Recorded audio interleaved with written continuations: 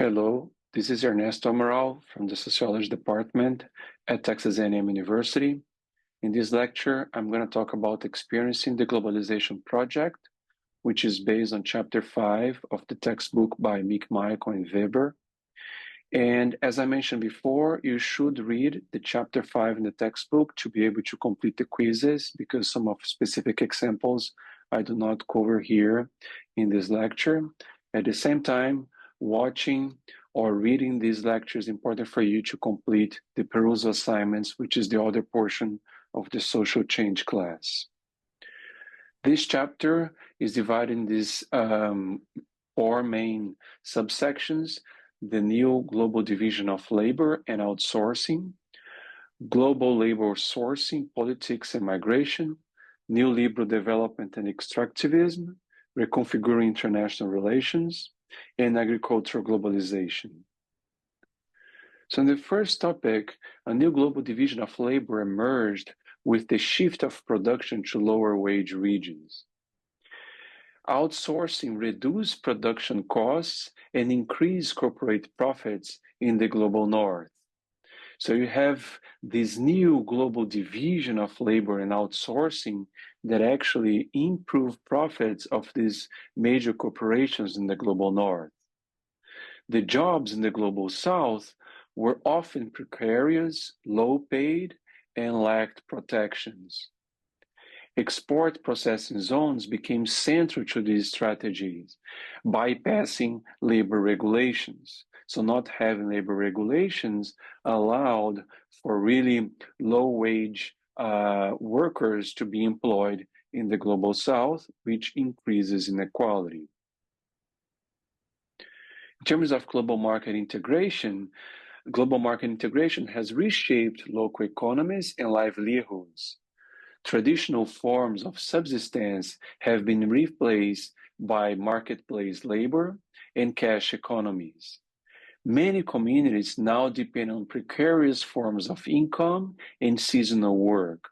So all these changes in how this population start to be employed and in a global scale, and with really low wages in the global south, changed their economies and had really strong influence on social changes in these countries. And you start to see some major household strategies.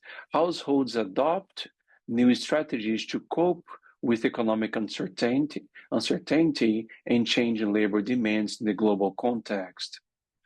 Multiple family members often work in different sectors or migrate for employment. Social reproduction and caregiving responsibilities are reshaped by market pressures. And this migration happens both internally in the countries, a lot of migration from rural to urban areas, but also international migration. And globalization affects gender roles and responsibilities in social reproduction. So you have this association between social reproduction and gender in this globalization process.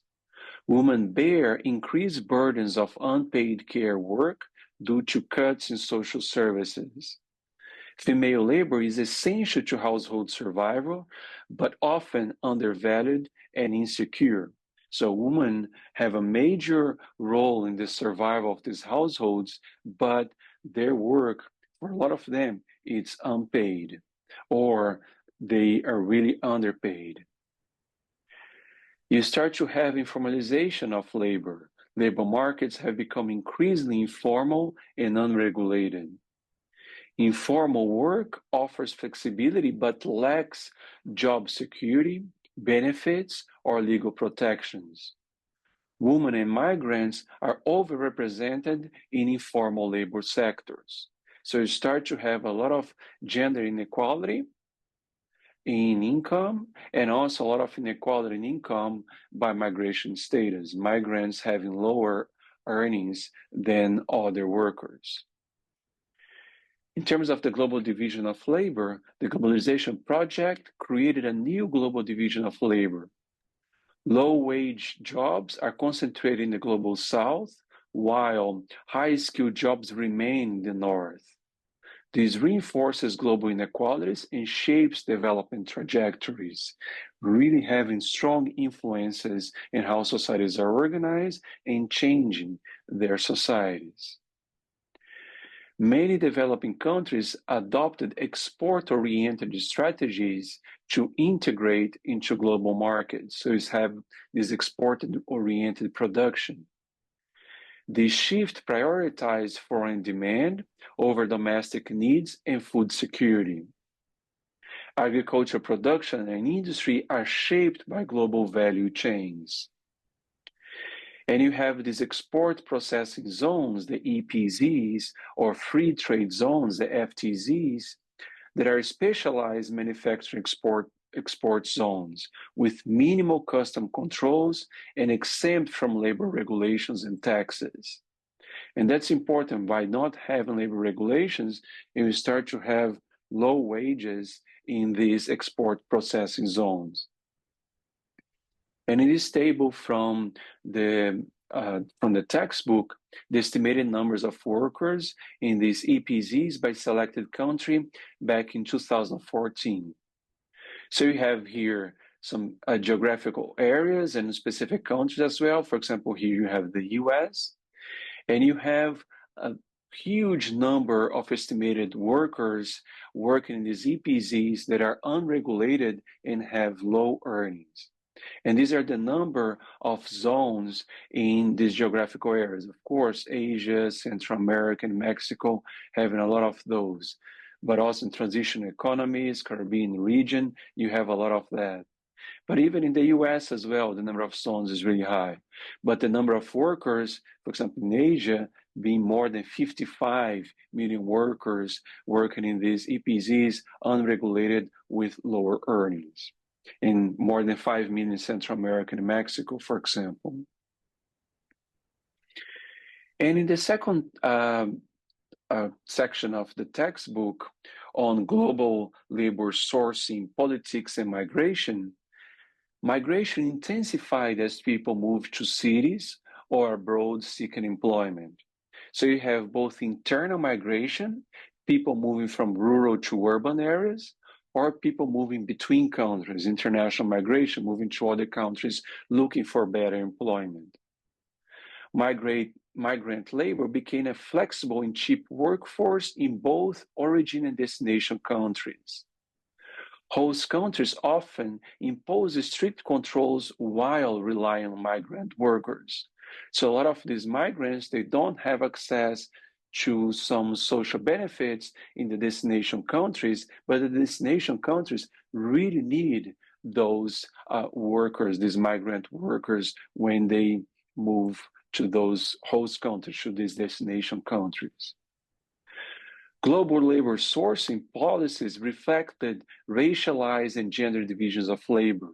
So you have a lot of intersection between migration workers and by gender and by race, ethnicity as well. So usually Hispanic workers, African American workers having lower earnings, and if they are migrants, even lower, and women migrants, they also, female migrants, they have really lower earnings compared to other workers.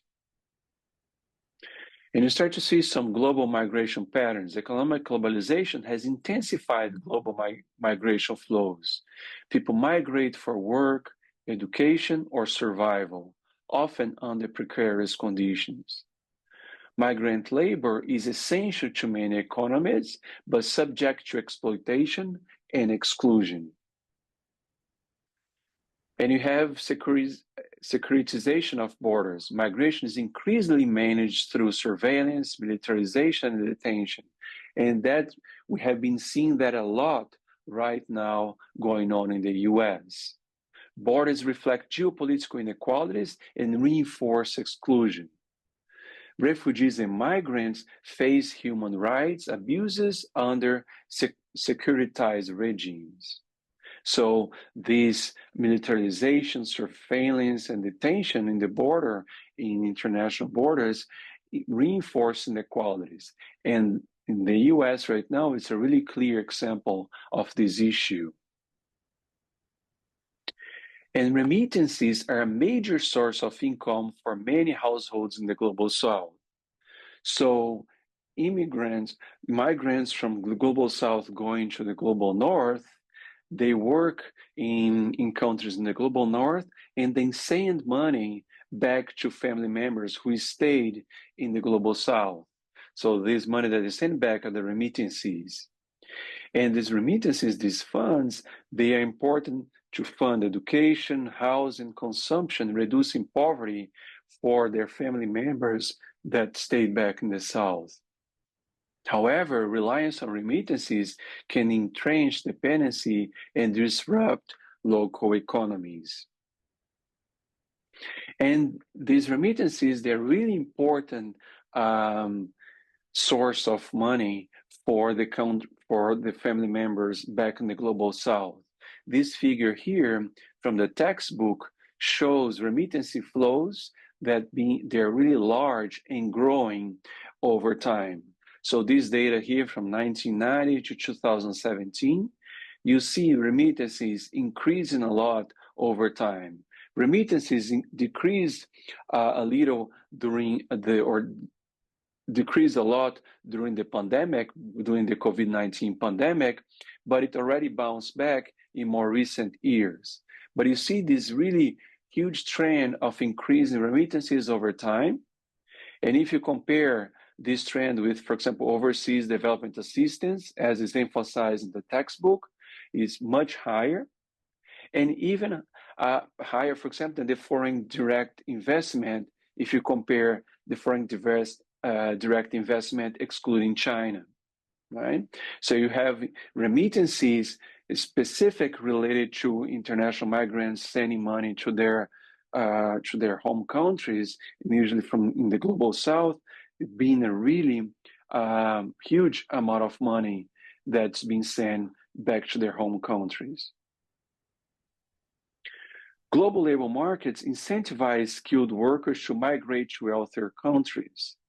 So this brain drain deprives developing countries of human capital and expertise. So you have a lot of skilled migration from the Global South to the Global North. Highly educated workers migrating from the South to the North, from developing countries to developed countries, which is called the brain drain migration. Health and education sectors are particularly affected by skilled migration. Migrant communities maintain transnational ties through remittances and culture. Remittances, as we showed in the previous figure, is really important. So you start to have these diaspora communities. The diasporas, they face identity tensions between home and host societies. They also contribute to economic and political transformations in both locations, both the sending and the destination locations. And you also have urban informal settlements. Globalization spurred rapid urbanization without sufficient infrastructure. So you start to have a lot of slums growing in the Global South because of this huge migration from rural to urban areas. Many migrants settled in informal housing with limited services and legal protection. Urban poverty and inequality are growing challenges in developing cities. Informal work dominates in many urban areas due to limited formal jobs. So you have a growth on the urban informal economy. For example, street vendors, waste pickers, and domestic workers form the backbone of city economies. These workers face precarity, legal exclusion, and lack of protections that people in the formal labor market do not face. And you also start to see a global city inequality. Global cities concentrate wealth, technology, and finance. And they also host extreme disparities between elite enclaves and marginalized zones. Urban planning often favors investment over inclusive development. And just to have an idea of these global cities, how they increase over time. So this is the growth of world's largest cities between 1950 and 2007. 1950 here, the black columns, and the gray columns in 2007. So here, for example, you have Tokyo, New York, Mexico City, Mumbai, São Paulo, Delhi, Shanghai, Kolkata, Dhaka, and Buenos Aires. So they increase in a lot over time, over these decades between 1950 and 2007. And then you have some more of these other cities as well, from Los Angeles to Istanbul. A huge increase in the population exactly related to both internal migration, related to urbanization, people moving from rural to urban areas, but also related to international migration. And these cities, within those cities, you see a lot of inequality within them. And this is really clear in developing countries. The next topic of this chapter related to neoliberal development and extractivism, reconfiguring international relations. Neoliberal reforms open countries to foreign investment in resource extraction. Extractivism prioritizes commodity exports over sustainable local development. Environmental degradation and displacement increased in research in resource-rich areas. Neoliberal development restructured international relations in favor of corporations. So corporations in developed countries, they really were benefited, while countries in the global south with a lot of resources, they experienced a lot of environmental degradation and displacement. Neoliberal reforms strain the ability of households to sustain themselves. Public services have been cut and care responsibilities have intensified. Women disproportionately shoulder the burden of unpaid and low-paid care work. So you start to have a lot of real increase in inequality of income by gender. In terms of ecological impacts, industrial agriculture depleted soil, water, and biodiversity. Pesticide use and chemical runoff harm ecosystems and public health. Climate change is exacerbated by emissions from global food systems. You start to also see global land grab. Large-scale land acquisitions displace rural communities and pastoralists. Investors, they seek land for export crops, biofuels, or speculation. Customary land rights are often ignored or overruled by state and corporate interests. In terms of global environmental justice, marginalized communities often bear the brunt of ecological harm.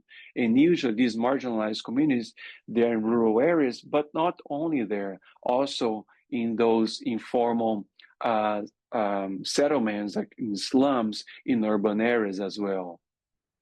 Movements demand fair distribution of environmental benefits and burdens. Climate justice links ecological sustainability with social equity. So there is this demand for more equity by these marginalized societies or communities. Health outcomes are shaped by globalization and social inequality. Access to care varies widely, and privatization reduces coverage for the poor, mostly those in rural areas, but also the access to health and infrastructure in poor neighborhoods in urban areas as well. Global epidemics expose vulnerabilities in fragmented health systems. Neoliberal globalization reduces state support for care infrastructure. Women, again, as I mentioned before, disproportionately fill the gaps through unpaid or low-wage labor. This crisis reinforces gender inequality and limits women's economic opportunities. In terms of globalization and human rights, globalizations can both advance and undermine human rights protections. Trade agreements and corporate practices sometimes violate basic rights, as we discussed in the previous chapter.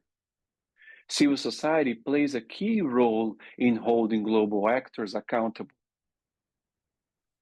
In terms of education, this global workforce, education systems are restructured to meet global markets demands. There is an emphasis placed on technical skills and competitiveness over holistic learning. Inequalities in access to quality education deepen class and global divides. You have a lot of inequality within countries, people from lower classes having less access to education and reinforcing income inequality in those countries. But also this inequality is exacerbated between countries as well. Young people face high rates of unemployment and underemployment. They often lack stable job opportunities, even with having higher education. This contributes to frustration, migration, and political unrest. In terms of the global media representation shape perceptions of poverty, development, identity. It hides the issues of poverty. Global narratives can marginalize local voices and reinforce stereotypes. This global media enforce that people who are poor, they are in that situation because of their lack of motivation of fighting for their for better jobs, a better education, blaming those that are in that condition because of the structure of this globalization process. Media activism seeks to democratize storytelling and amplify grassroots perspectives, trying to push back against these global media narratives. Global media promotes Western consumer culture and erodes local traditions, so towards this cultural homogenization.